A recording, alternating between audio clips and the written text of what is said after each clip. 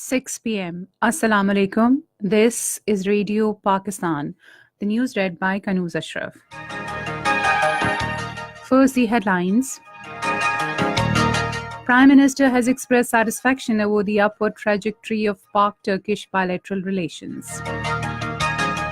Pakistan and Egypt have agreed to enhance bilateral cooperation in multiple fields, including defense production, training, and intelligence.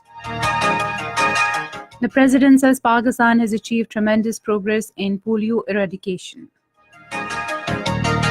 Economic Coordination Committee of the Cabinet has approved import price of urea. Foreign Office spokesperson says Pakistan is committed to peace and reconciliation in Afghanistan to bring peace in the region. OIC has strongly condemned the killing of innocent people by Indian forces in occupied Kashmir. And now the news in detail. Prime Minister Imran Khan has expressed satisfaction over the upward trajectory of Pak-Turkish bilateral relations. He was talking to visiting Turkish Interior Minister Süleyman Soylu, who called on him in Islamabad today. Both sides discussed ways and means to further enhance bilateral cooperation in diverse fields. The Turkish minister felicitated the Prime Minister on behalf of the Turkish leadership and on his own behalf on being elected and assuming the office of the Prime Minister. He also conveyed Turkish President's felicitation message to the Prime Minister. He assured all possible support of Turkey to Pakistan. He invited the Prime Minister to visit Turkey. Imran Khan extended invitation to Turkish President and Turkish leadership to visit Pakistan. Pakistan and Egypt have agreed to enhance bilateral cooperation in multiple fields, including joint ventures, defense production, training, and intelligence. The agreement came during Army Chief General Qamar Javed Bajwa's interaction with the Egyptian military and political leadership in Cairo. They also agreed to improve cooperation for regional peace and stability. During the meetings, matters of mutual interest, military-to-military relations, defense and security cooperation were discussed.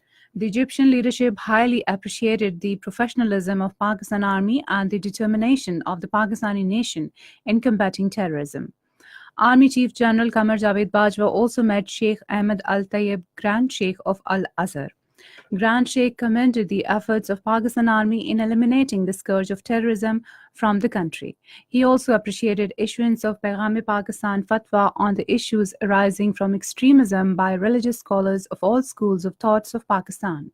Sheikh Ahmed Al Tayyib said Islam is a religion of moderation and a complete code of conduct which must not be linked with terrorism and extremism in the global community.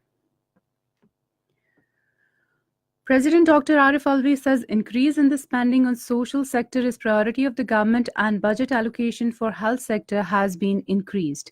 He was talking to Regional Director World Health Organization Dr Ahmed Salim Saif Al-Mandhari and Regional Director UNICEF Siru Mesyon-Go in Islamabad today.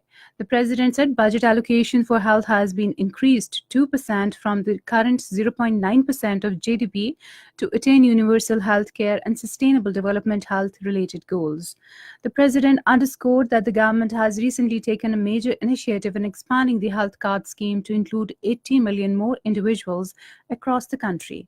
He said Pakistan is fully committed to polio eradication and it has achieved tremendous progress in stopping polio virus transmission by reducing the cases to 8 so far this year. He said Pakistan is also committed to root out tuberculosis by 2030.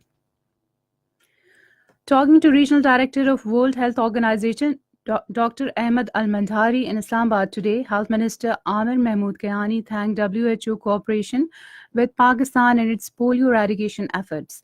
Health Minister reaffirmed government's resolve to make Pakistan a polio-free country. He said the Health Ministry is also working on dealing with TB and HIV issues on priority basis.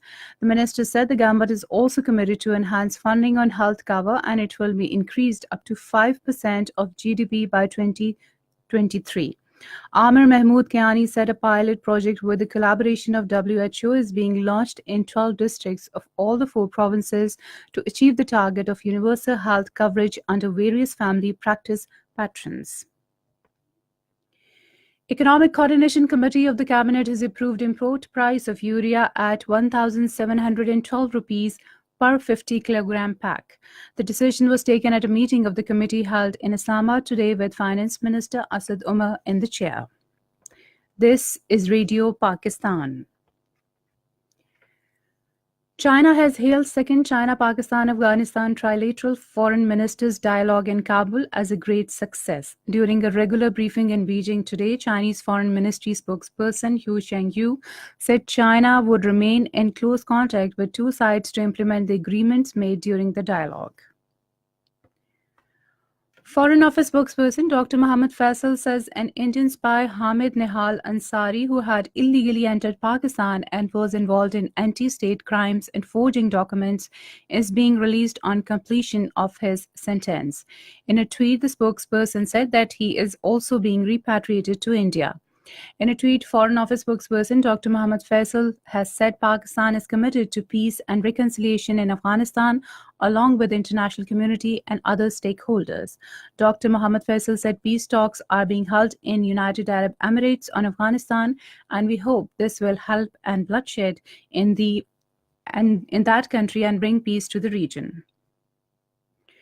Director General ISPR Major General Asif Ghafoor says state-sponsored terrorism by Indian occupation forces on innocent Kashmiris, including unethical targeting of civilian population across LOC, are highly condemnable.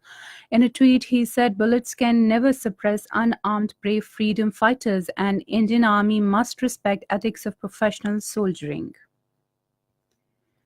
The Organization of Islamic Cooperation has strongly condemned the killing of innocent Kashmiris by Indian forces in Pulwama district of occupied Kashmir. In a press release, the OIC General Secretariat condemned the terrorist act in Pulwama and called upon the international community to play its role in order to reach a just and lasting solution to the conflict in Kashmir in accordance with the OIC and the UN Security Council resolutions. Meanwhile, the OIC Independent Permanent Human Rights Commission has also called on Indian government to allow OIC and IPHRC fact-finding mission to visit occupied Kashmir. In occupied Kashmir, Indian authorities imposed curfew-like restrictions in Srinagar and adjoining areas to prevent a grand march towards Indian Army headquarters in Badami Bagh, Srinagar today. Call for the march was given by Joint Resistance Leadership against the massacre of around a dozen Kashmiri youth by Indian forces in Pulwama. Police and paramilitary forces put up barricades in various parts of Srinagar and on roads leading to the army headquarters.